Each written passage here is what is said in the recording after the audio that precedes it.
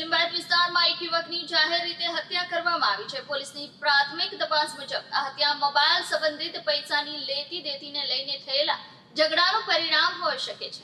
Mobile ફોનના વિવાદને કારણે સુરતના લિંબાયત વિસ્તારમાં એક યુવકની નિર્દય હત્યા કરવામાં આવી છે। આ ઘટનામાં 21 વર્ષીય અરબાઝ ઉર્ફે બિન્દ્રા રિયાઝ ખાનને આરોપીઓએ ચપ્પુના ઘા ઝીકીને મારી નાખ્યો।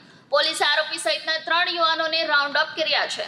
પ્રાથમિક તપાસ અનુસાર હત્યાનું કારણ માત્ર 1000 રૂપિયાનો મોબાઈલ ફોનનો વિવાદ હતો। જાણકારી મુજબ અરબાઝે આરોપી પાસેથી મોબાઈલ ખરીદ્યો હતો, પરંતુ પછી આરોપીએ વધુ પૈસાની માંગણી કરી। આથી બંને વચ્ચે ઝઘડો થયો, જેમાં વધુ પૈસાની માંગણી કરતા આરોપી અને તેના 2 સાથીદારોએ અરબાઝ પર ચપ્પુથી હુમલો કરી તેને ઘાયલ કર્યો। ગંભીર રીતે ઘાયલ થયેલા અરબાઝને હોસ્પિટલમાં દાખલ કરવામાં આવ્યો, જ્યાં ડોક્ટરોએ તેને મૃત ઘોષિત કર્યો। ઘટનાની જાણ થતાં પોલીસે તત્કાલ કાર્યવાહી કરી મુખ્ય આરોપી સહિત 3 શક્તિગ્રસ્તોને રાઉન્ડ અપ કર્યા છે। ડીસીપી ભગીરથ ગઢવીએ જણાવ્યું હતું કે આરોપી અને મૃતક વચ્ચે જૂનો વિવાદ હતો, જે આખરે હિંસક ઘટનામાં પરિણમ્યો।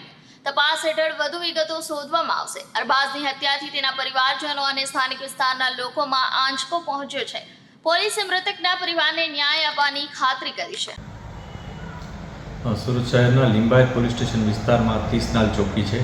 આ 30 નાલ ચોકી પાસે આજે એક હત્યાનો બનાવ બન્યો હતો। આ બનાવનો સમય લગભગ 6:30ની આસપાસનો છે, સાંજનો।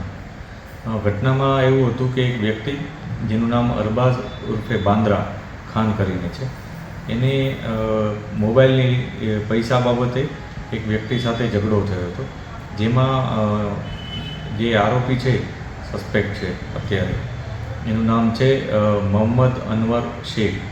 એ અને એના 2 પુત્રો આ બધાએ આવી અને ત્યાં એના સાથે મારામારી કરી અને એના ઉપર ચપ્પુ ઉલાવી દીધું હતું, જેને કારણે એનું જે ભોગ બનનાર છે એનું હોસ્પિટલમાં જતાં મૃત્યુ થયું હતું।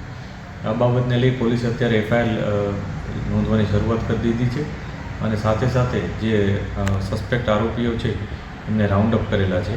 આગળની જે પણ કાર્યવાહી છે એ શરૂ કરવામાં આવી છે।